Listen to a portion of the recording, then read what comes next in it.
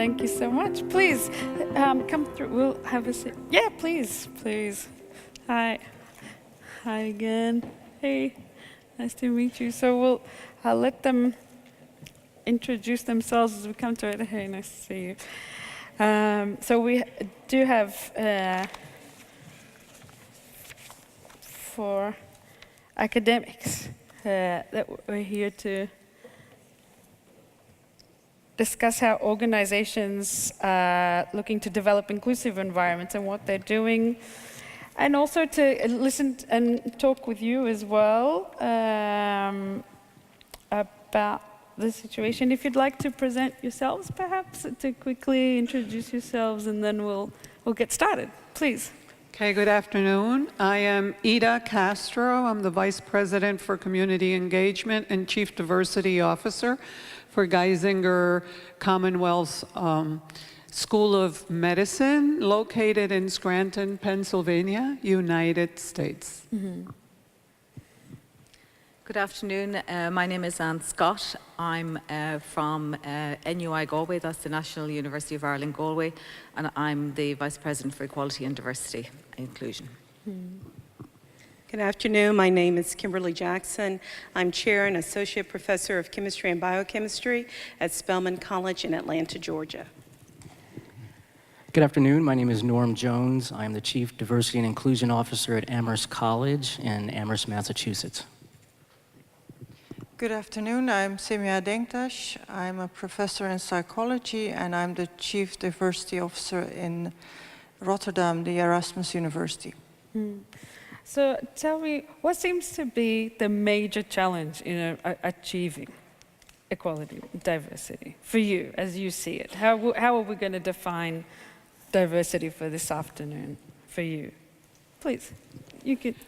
So we're a new school of medicine that was established about 10 years ago. When we came into the Pennsylvania region, we're in the Northeast region, where we were the first medical school created, or new school created, in over 70 years in the state of Pennsylvania, and the only one in our region, which is a pretty large region. It covers a quarter of the state. And Pennsylvania is a pretty large geographic state, located in a coal mining setting with several cities, but a lot of rural areas. Our charge, our mission when we were created, was to be a community-based school of medicine, which meant that we were created to reduce the physician gap that currently existed. More than 50% of the physicians in that region are set to retire within the next 10 years.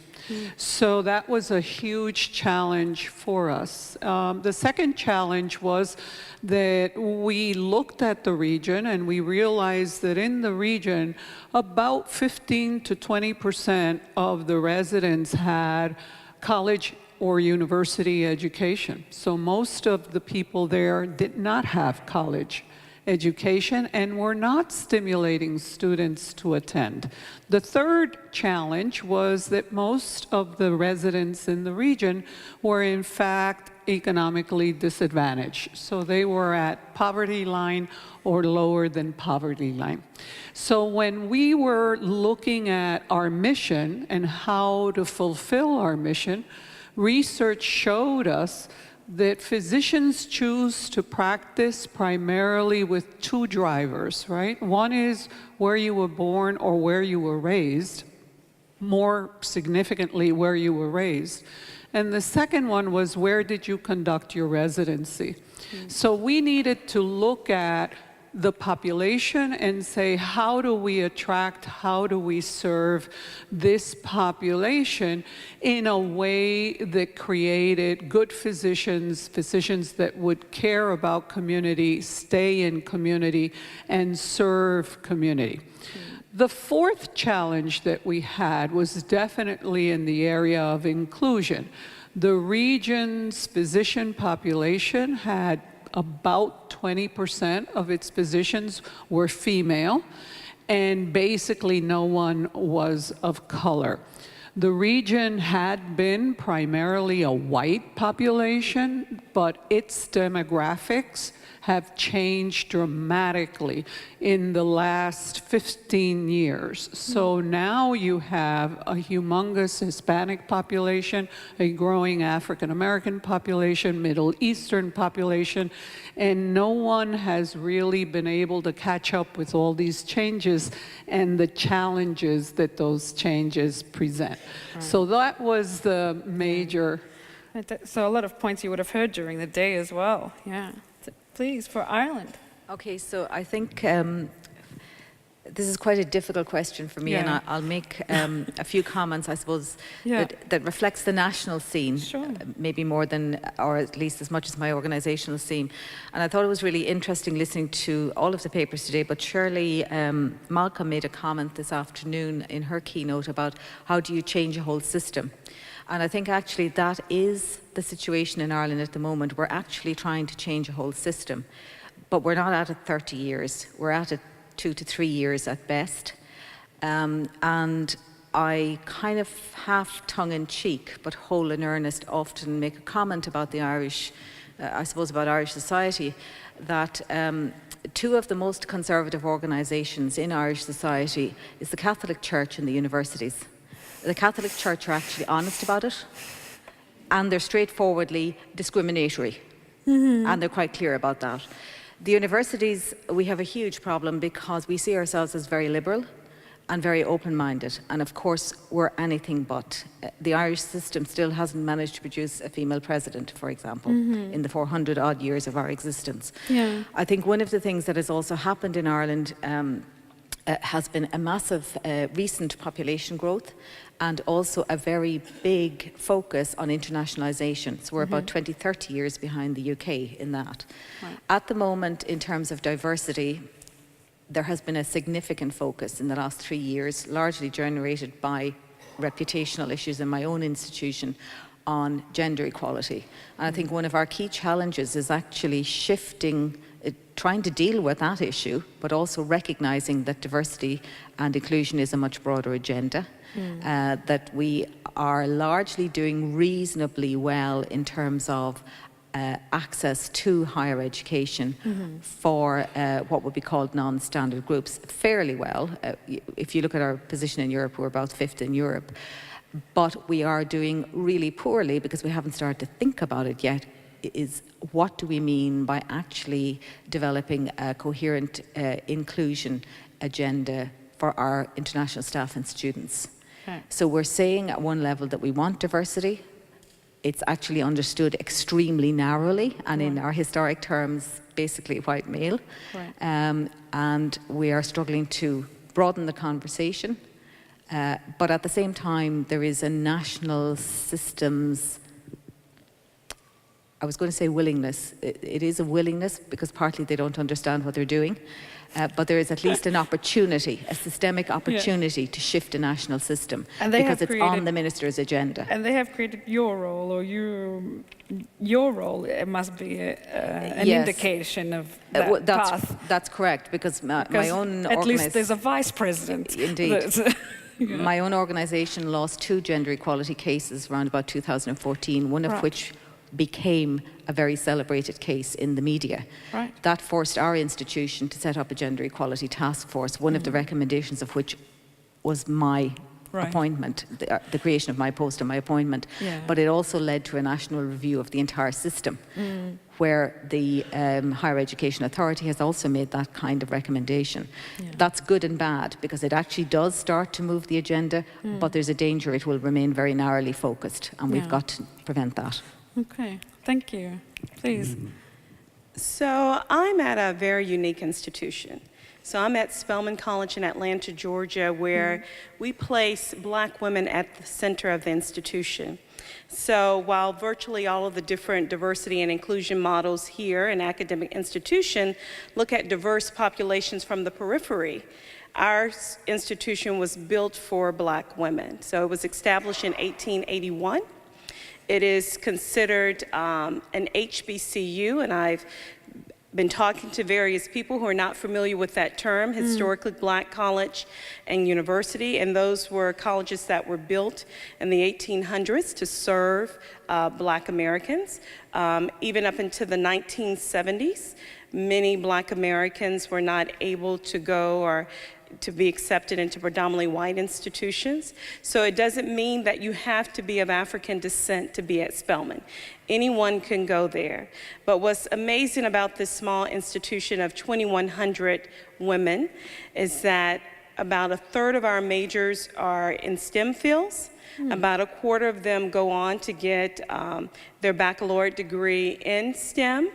And then we are ranked #1 in the country in terms of being the baccalaureate serving institution of origin of black women going on to get PhDs in STEM. So we are transformative. So if you don't know us, or you're not familiar with Spelman, then shame on you, because you should be partnering with us. Yes. Because we have, moved the needle in terms of getting students into PhD programs, in terms of getting them to go on and get PhD degrees. And I remember earlier, I think Dr. Archie spoke earlier this morning about this reproduction of social sameness. This is what we're trying to disrupt. And I like that language, and I'm going to use it. So if Dr. Archie Irvin is here, I'm going to use it from now on. We've been disrupting that for many decades, and we're going to continue to do that. And we do that by embracing their identity.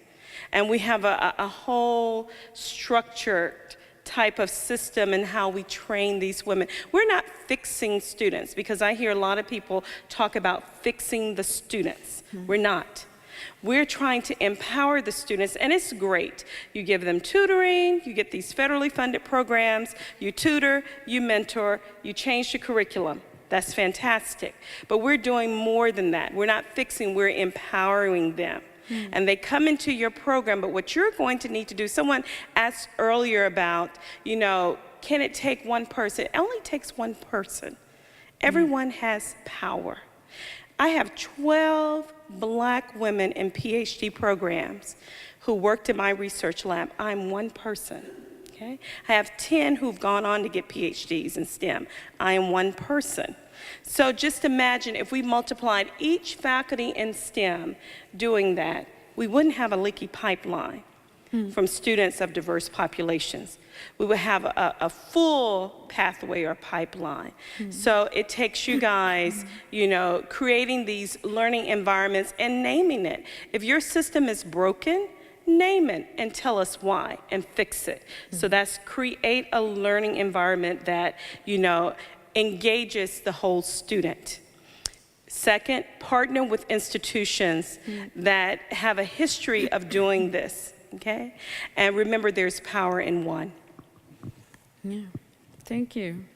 It's hard to follow. So Amherst College was founded in 1821, and what makes Amherst unique in many ways is that we have a student of color, U.S. domestic student of color population of about 45%, about another 12% are international students. So the notion of a predominantly white institution, traditionally defined, doesn't really fit the Amherst profile anymore, which puts us in a pretty unique situation. Amherst is also a need-blind institution, so we meet full demonstrated need of any student, even those who are international.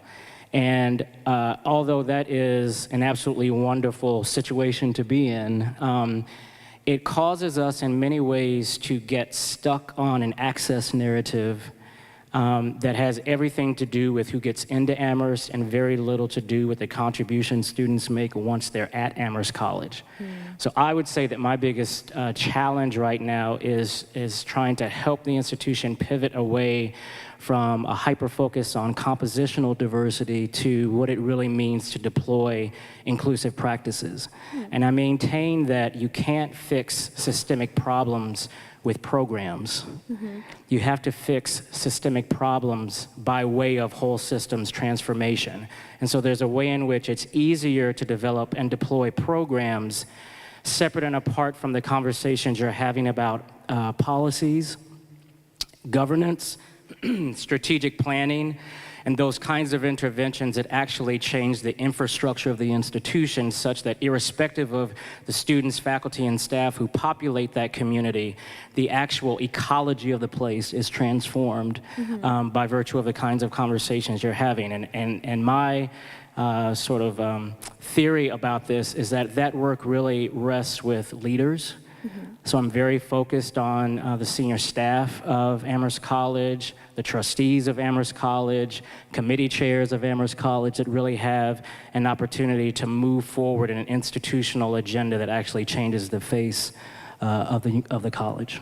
So you're looking to them to create this systemic change, or to at least influence them in a way that they would pass it down. Absolutely, and so the questions that we're asking really have more to do with governance than the programs that we create. Okay, interesting. Please. So I have my private microphone. So, well, I think... Well, you're Dutch, so that's the least we can do. Yeah, well, thank you so much, yeah. Well, I think the Netherlands and the city of Rotterdam is obviously different than the situation in the US. But still, we can compare a lot. I think if we analyze the situation in our university, there are a lot of similarities. I mean, we have a diverse student population, but if you look at our staff, we see a lot of native Dutch staff members, especially in the higher positions. So the challenges that we heard today are not new to me as the Chief Diversity Officer of the Erasmus University. But as a behavioral scientist, I've been looking at these challenges. And one of the things that I do in my experiments, when I do my research in other topics, I'm a health psychologist, is that we are not trying to change the people when we're trying to change their behavior. We are trying to change the physical or the social environment. So we are not fixing people. So in this topic, when it comes to diversity and inclusion, we're not going to try to fix women or men to change their behavior. We are now in a situation that we're looking at how can we change the choice architecture, as behavioral scientists would say, to help people to make the right choice, to help them to behave in a different way than that they're used to.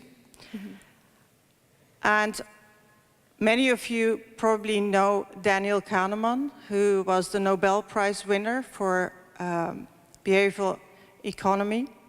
He is a psychologist. And we are going to try to do some of these experiments when it comes to diversity and inclusion in our university. One of these things is, for example, role models and priming. I am a first-generation immigrant. I wasn't born in the Netherlands. I am a professor right now in our university. And 10 years ago, some of my PhD students said to me, who are also from an immigrant background, said to me, I would have never dared to apply for a PhD position if I hadn't seen your name. I did not believe that it would have been possible for me because we don't have these role models. So to me that was heartbreaking, but I think many of us know these examples. So we need more role models so people will believe that they can achieve these positions.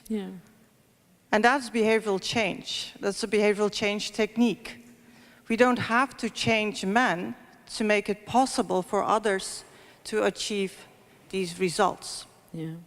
Yeah, we have heard a lot about role models today. There was one person who mentioned something about they have an issue with it, but he never expanded on it. But in general, it's been, positive that what we've been saying all along, that even the one person can make that difference.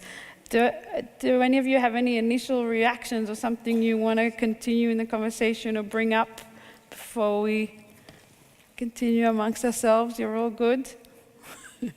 So, would someone like to give us an example from their institution on their biggest challenge to diversity that they see? No? You're all quiet. You're looking forward to going out for drinks in the sun? Yes. Do I have a mic? Just here with a red shirt and jacket, I think. Yeah, hi. I just wanted to make a comment to a colleague from Amherst College. So I went there many years ago, more than 25 years ago, and I have to say it's wonderful. It's music to my ears to hear what you're saying, because it was very monocultural. It was very, very white, very preppy, very, very resourced, and it wasn't the most pleasant place to be. And so I think it's fantastic that you've changed the landscape and that it's much more inclusive and that it is need blind. So that's great news. Thank you. Yeah. Any other comments? They're just here on the right to you. Hi, thank you. I wanted to bring something up. So the topic for this session it mentioned race, disability, and gender. And I just haven't heard anything about disability yet. I don't know if that's going to be covered, or if anyone in the panel feels qualified to talk about how they consider disability in their inclusion and diversity work. Sure. Yeah. Anyone like to discuss that? Please. So I'd like to actually address what is it that we're doing to basically include, whether it's race, whether it's gender, or whether it's the question of disability or LGBTQ. What we did as a School of Medicine, we're not attached to a university, so we're an independent School of Medicine. So you would think, so how does a School of Medicine address such big questions, right? Students have to go through so many steps before they reach us, that how can we resolve these questions? And what we decided to do is really look at our mission and say, okay, so what is the real question that we need to ask? And the real question we needed to ask, in our opinion, was who is it that we're trying to attract? And what is their position? Where are they coming from? Not what we want, but where are they? And how do we develop an intervention? How do we develop pipeline programs that really meet them where they are? Not where we would like them to be, or not where we want them to be, but where they actually are. And develop a program that will encourage them, that will sustain motivation, and will acknowledge and address the challenges that they are facing. So I will say that in the last 7 years, we've served about over 1,000 students that include racially diverse, gender diverse, of the whole spectrum, include abled and disabled, include a whole variety of situations with one or two major issues that they hold in common. They hold in common that they are economically disadvantaged, and they hold in common that about 80% of them are first generation to college, no parent to college, right? So we developed an out-of-school time program that's longitudinal, an out-of-school time program that starts its interventions when they're like in grade 8, which is about 12, 13 years old, and sustains and supports them throughout high school, upon graduation of high school, movement to college, and upon graduation of college, movement into postgraduate, whether it's PhD, master's, or whether it's the School of Medicine itself. Our success rate depends on retention. We've had a 90% retention rate in our program, so the kids stay with us. And they stay with us because our program is not just about science.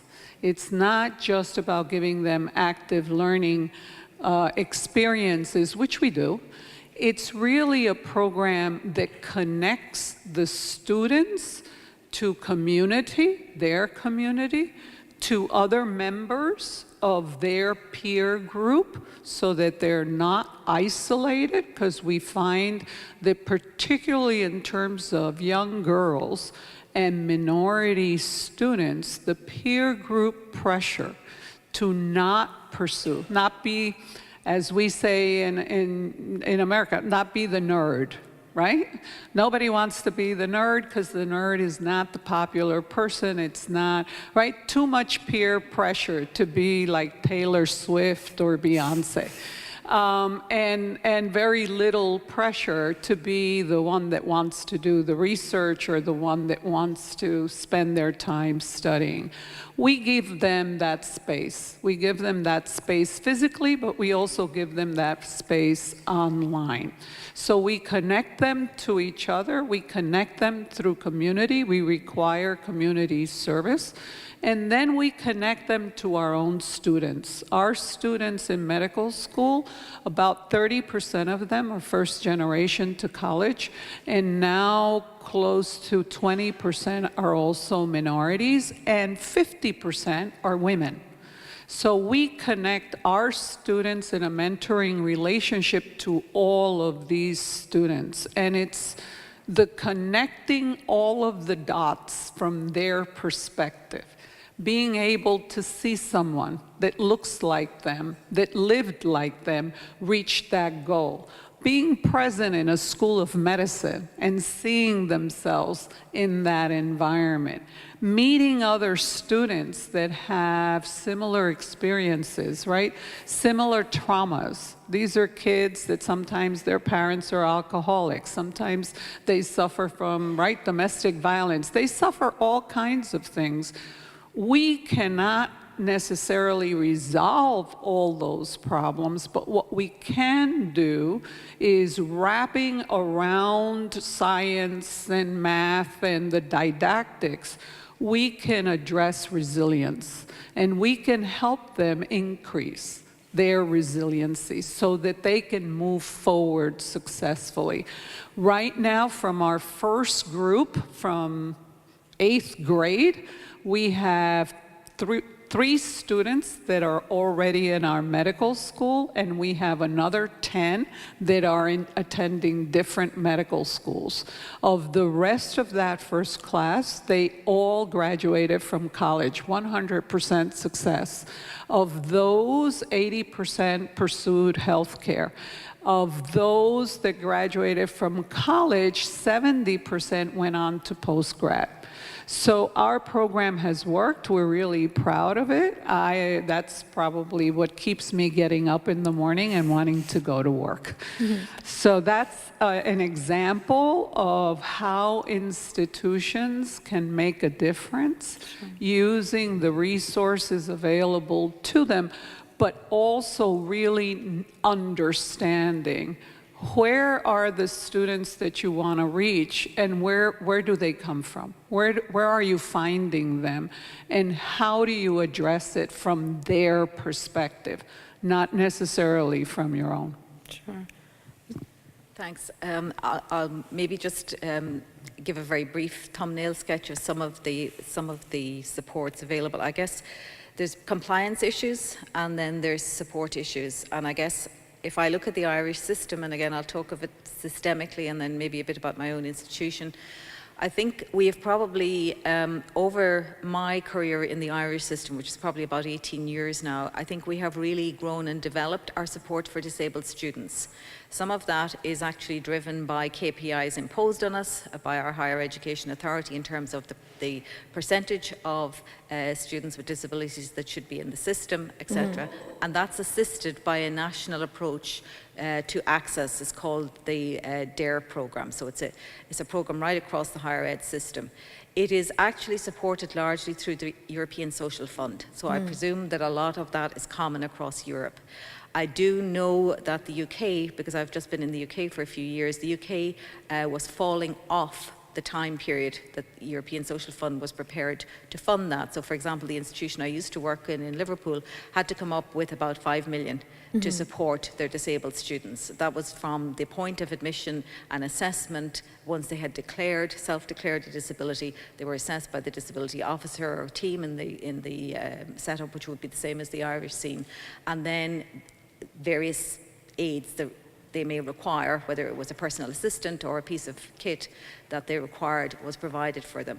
And I think the success of that for third level students, it's not nearly as good in the second or first primary level, but for third level students, is seen by even recent media radio shows with young adults who have graduated very successfully through the system, talking about the fantastic supports they got in the university system and then been left adrift as soon as they took up work, because there wasn't supports in the work system. And I would say that's probably not that far removed from the experience of some of our own staff. I think the visible physical disabilities are probably disabilities that we're more focused on, and we've building regs for access and all sorts of things like that. There is a great willingness, I think, within the institutions to try to support staff. We have a national target of having at least 3% of our staff with some level of disability. So it's a talked about national issue. The difficulty is there's not a lot of funding coming behind that, so therefore it requires the institutions to prioritise how they're actually going to support staff. In my own institution over the last couple of years, as we've set up a governance structure around EDI, one of the work streams that has come up from the university is around disability. My colleague who's here, Aoife Cook, heads up that working group. And basically that's really focusing around a conversation, a bit like you've just mentioned, for staff and students to identify what else is needed to actually assist them, either get to work and do their job or actually successfully get through a programme. But in a nutshell, I'd say that the system to date, as long as you're a European student, i.e. an Irish student or from the European community, the supports are very good. We are struggling with supports for our international students because again, that they are not covered by the European Social Fund, and that requires institutional decisions to ensure that there's equity between the supports that are provided for European or national students and international students. And that can take quite heated debate because budgets are always tight. Yeah. Good. Any comment on So do we all have diversity? to speak to? You don't have to, if it's up to you. Yeah, there you go.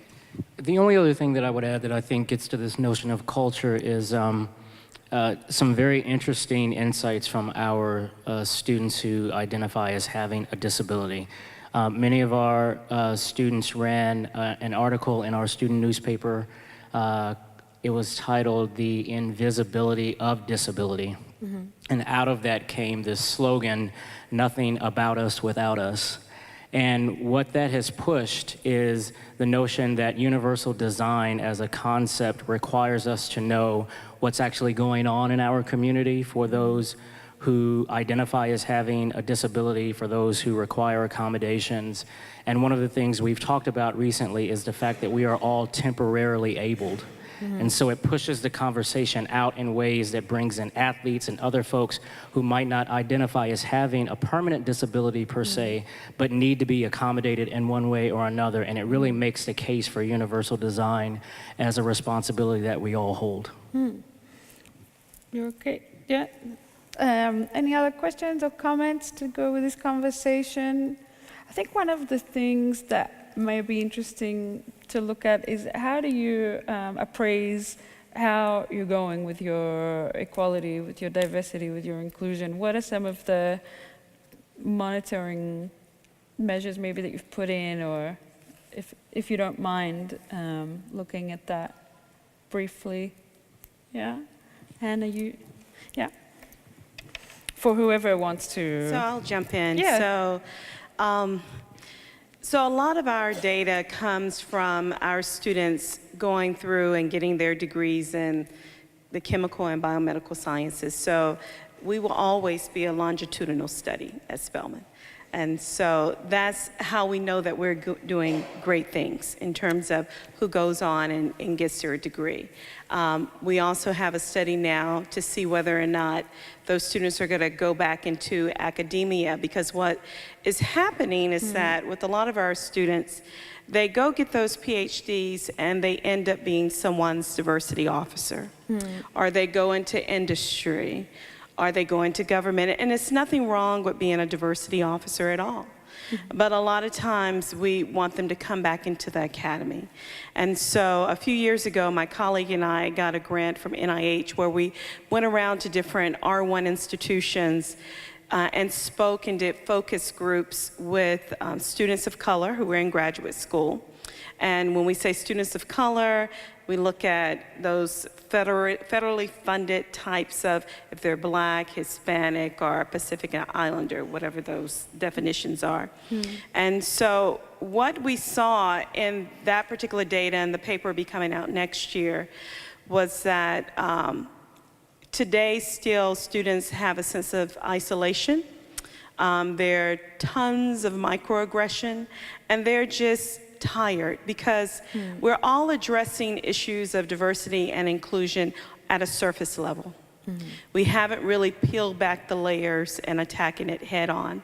And so they don't feel as though they want to even go further on outside of getting their PhDs than just being, and I'm not saying just being a diversity officer, because I know diversity officers are needed. When I started graduate school in the early 90s, there were none hardly. So we're trying to figure that out. How can we bring them into the academy? How can we partner with people such that we can have better outcomes in that regard? And so that's, if you ask me what keeps me up at night, that's one of the things that keeps me up at night. Trying to figure out, for you all, how to do it.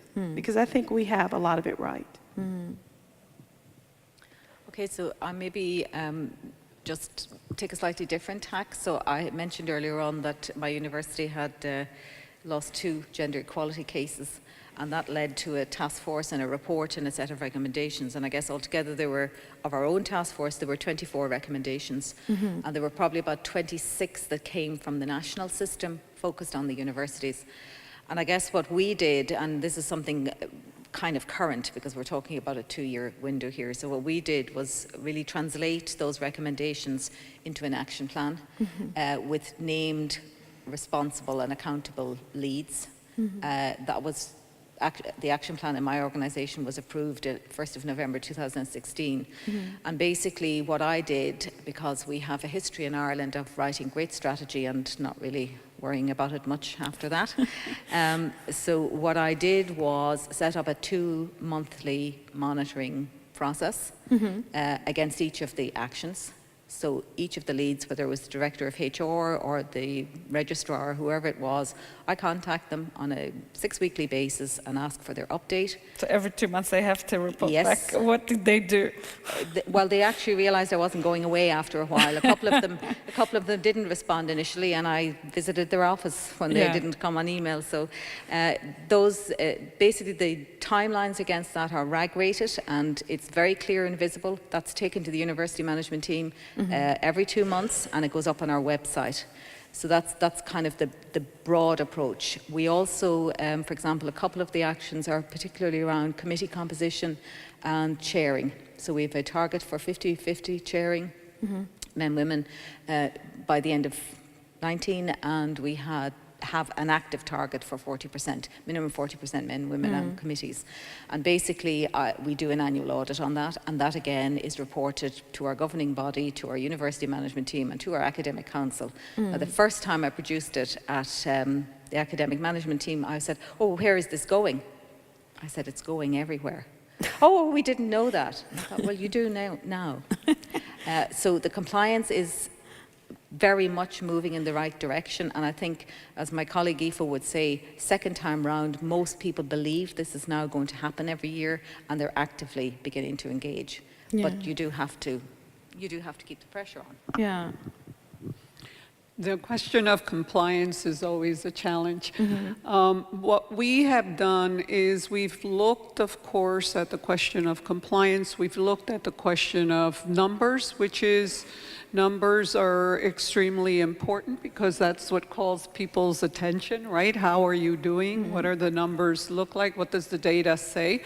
But we are moving beyond that. We understand that how many individuals we admit that are diverse in nature, how many faculty we hire that are diverse in nature is extremely important. But we also know that how many we retain is equally important. We also know that the experience that our students have while they're with us is crucial. So in addition to looking at how many do we recruit and how many do we actually admit, through federal funding, we established a center of excellence, a diversity center of excellence that will now allow us to look at a number of other indicators. In the medical profession, there are a number of milestones that students have to surpass successfully in order to complete their career. So we're looking at each and every one of those milestones. We're looking at year one, for example, and saying, okay, how many students basically did better than average, that are minority students did better than average? How did they compare with their rest of the classmates? And what kinds of interventions can we incorporate in that experience to do what? To minimize the amount of minority students that may fail one course or do poorly in one course, because doing poorly in their first year will surely have an impact on how they perform in the test, in the board test that they need to take. And without boring you too much, they have to pass step 1 test at second year, and they have to pass step 2 at third year. So all of those barriers for people that are first generation to college, minorities and even women, that are not good testers, those are the barriers that tend to expand their experience or actually not allow them to graduate on time, which affects their residencies and tends to affect the rest of their career.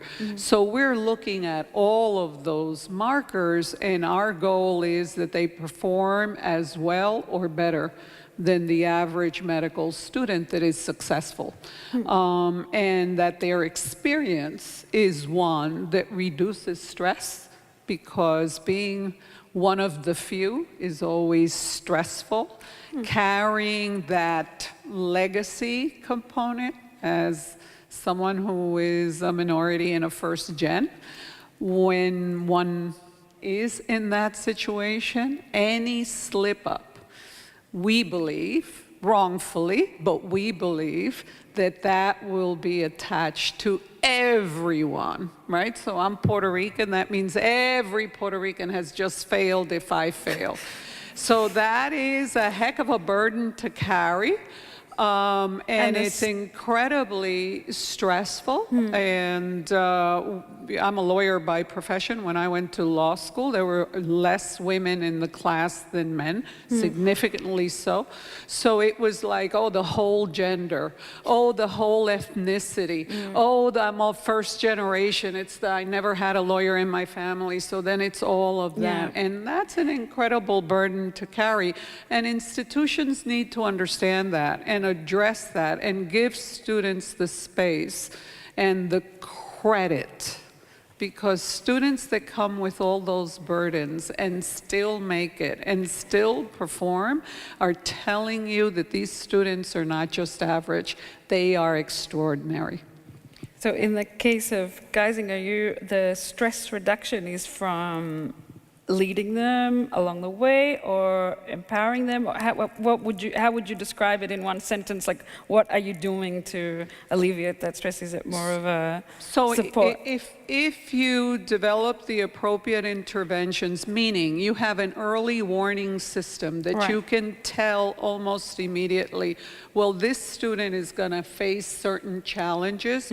Let's get a peer mentor. Let's do something so that that student feels that, yes, the institution is invested in their success, that it's not just them carrying that burden, that we care about their success without making them different, without making them special, or without making them feel lesser than, right? And that's a fine line to carry.